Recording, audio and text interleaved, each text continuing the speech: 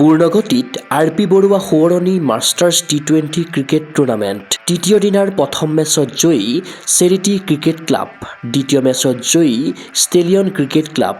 Charity cricket ক্লাবৰ হৈ প্ৰীতম দেৱনাথৰ অপৰাজিত ৯৯ ৰানৰ দুৰ্দান্ত ইনিংছ।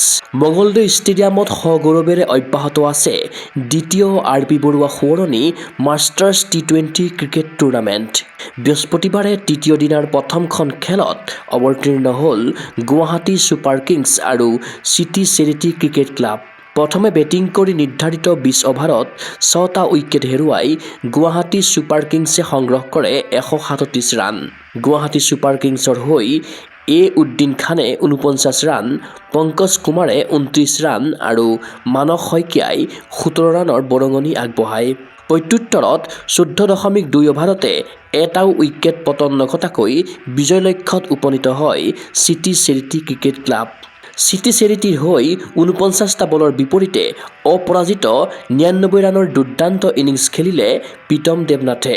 প্ৰীতমৰ ইনিংছত আছে ১৩টা ৪ আৰু ৬টা ছিক্সাৰৰ সমাহাৰ। তদুপৰি চিটি চেৰিটিৰ খেলুৱৈ বিকি শৰ্মাইও দললৈ আগবঢ়ালে অপৰাজিত ২৯ ৰানৰ অৱদান। ফলত গুৱাহাটী ছুপাৰ কিংছৰ বিৰুদ্ধে ১০ উইকেটত জয়ী হয় চিটি চেৰিটি ক্ৰিকেট ক্লাব। আনহাতে দ্বিতীয়খন মেচত অৱতীৰ্ণ হ'ল JDAUCC আৰু ষ্টেলিয়ন ক্ৰিকেট ক্লাব ভেটাৰানছ। প্ৰথমে বেটিং কৰি ১৯.২ অভাৰত আটাইকেইটা উইকেট হেৰুৱাই JDAUCCয়ে সংগ্ৰহ কৰে মুঠ ১০১ ৰান। প্ৰত্যুত্তৰত ১৬.৪ অভাৰতে ৩টা উইকেট হেৰুৱাই বিজয় লক্ষ্যত উপনীত হয় ষ্টেলিয়ন ক্ৰিকেট ক্লাব ভেটাৰানছ। ষ্টেলিয়নৰ হৈ চৈয়দ জুনাইদুল হকে ৪০টা বলৰ বিপৰীতে কোবালে ৪৩ ৰান। অৱশেষত JDAUCCৰ বিৰুদ্ধে ৭ উইকেটত জয়ী হয় ষ্টেলিয়ন ক্ৰিকেট ক্লাব ভেটাৰানছ। ষ্টেলিয়নৰ খেলুৱৈ চৈয়দ জুনাইদুল হকে লাভ কৰে প্লেয়াৰ অৱ দ্য মেচৰ সন্মান। প্ৰতিযোগিতাত অংশ লোৱা প্ৰবীণ খেলুৱৈসকলে কৰিছে মন্তব্য। আজি তৃতীয় দিনৰ ৰাতিপুৱাৰ খেলখনত চিটি চেৰিটি দলে ১০ উইকেটৰ ব্যৱধানত জয়লাভ কৰিছে। তেওঁলোকে ১৩৮ ৰানৰ টাৰ্গেট চেজ কৰি আছিল। খেলখনৰ মূল নায়ক man of the match Pritam Debnath 99 not out. Pritam ১০০টো নহ'ল, বেয়া লাগিল, বাট হাউ ইজ ইউৰ এক্সপিৰিয়েঞ্চ? মনটো ভালে লাগিছে ইয়াতে খেলি কেনে, সদায় ভালে লাগি থাকে মঙলদৈত, উইকেটটো ভালে থাকে আমাৰ ইয়াতে। আৰু কওক এইটো ভেটাৰেন্স টুৰ্ণামেণ্টটো বহুত ভালকৈ অৰ্গেনাইজ কৰি আছে। মেইন কথা উইকেটটো ভাল, এইকাৰণে খেলি কেনে ভাল লাগে। ডক্টৰ বাই প্ৰফেশ্যন তেওঁলোক বিজি থাকে। তেখেতৰ টিমত কেইবাজনো ডক্টৰে আজি খেলত প্ৰতিনিধিত্ব কৰিছে।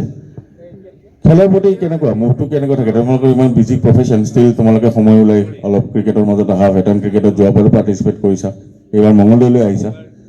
হাউ is it feel actually? Actually professionally চাব গ'লে আমাৰ বহুত কেইজন ডক্টৰ আছে, বহুত কেইজন নন মেডিকোজো আছে। এতিয়া যিকেইজন ডক্টৰ আছে তেওঁলোকৰ আগ্ৰহটো আগৰ পৰাই আছে। তেওঁলোকে কলেজৰ দিনৰ পৰা আণ্ডাৰ গ্ৰেজুৱেট লেভেলৰ পৰা আমি যিকেইজনক পাইছোঁ খেলা ইচ্ছাটো থাকে, কিন্তু প্ৰফেশ্যন এটা সময়ৰ পিছত স্বাস্থ্যই অলপ অনুমতি নিদিয়ে। কাৰণ নেক্সট বস্তুটো আগ্ৰহটো থাকে, মনটো বয়স নহয়তো, শৰীৰটোহে বয়স হয়। চ' আজিও এনেকুৱা হৈছে যে ৫-৬জন ডক্টৰ খেলা ইচ্ছা আছিলে, কিন্তু তেওঁলোকৰ ইণ্টাৰভিগেশ্যন, ফেমিলি ইছ্যুজ সেইবিলাকৰ কাৰণে আহিব নোৱাৰিলে। কিন্তু তেওঁলোকে ডেফিনেটলি নেক্সট খেলালৈ আহিব। আৰু বাকী যিকেইজন আমাৰ নন মেডিকেল তেওঁলোকেও বহুত ত্যাগ কৰি পেলাই আজিৰ খেলত আমাৰ লগত পাৰ্টিচিপেট কৰিবৰ কাৰণে বহুত দূৰৰ পৰা আহিছে। দুজনমান নলবাৰীৰ পৰা আহিছে, দুজনমান গোৱালপাৰাৰ পৰা আহিছে। So' I am thankful to them যে তেওঁলোকে আজি সময় ওলাই পিনে আমাৰ টিমটো থ্ৰু ইমান ডাঙৰ টুৰ্ণামেণ্ট এখনত আমাৰ হৈ খেলিছে। It's all about participation, I guess. It's not about winning the game or whatever. কিন্তু সকলোৱে খেলি থাকক। আমাৰো খেলখন পতাৰ উদ্দেশ্য এইটোৱে যে এটা বয়সৰ পাছতো আমি খেলখনৰ লগত তাত থাকোঁ, যোনটো খেল আমি ভাল পাওঁ। আৰু তোমাক বহুত বহুত ধন্যবাদ, গোটেই ডক্টৰসকলক আমাৰ ফালৰ পৰা ধন্যবাদ জনাবা। নেক্সট মেচলৈ শুভেচ্ছা থাকিল। Thank you. ক্ৰীড়া অনুৰাগীৰ আশা সাফল্যমণ্ডিত হওক আৰ.পি. বৰুৱা সোঁৱৰণী মাষ্টাৰ্ছ টি-20 ক্ৰিকেট টুৰ্ণামেণ্ট। মঙলদৈ ক্ৰিকেট ষ্টেডিয়ামত বেটে বলে উজলি উঠক ৪০ ঊৰ্ধৰ cricketer. News desk report, Gogoi sports এনি। ফিজিকেল এডুকেশ্যন বিষয়ত ডিগ্ৰী পাঠ্যক্ৰমৰ কাৰণে অসম তথা উত্তৰ পূৰ্বাঞ্চলৰ প্ৰথমখন শিক্ষানুষ্ঠান Abhiruchi institute of physical education.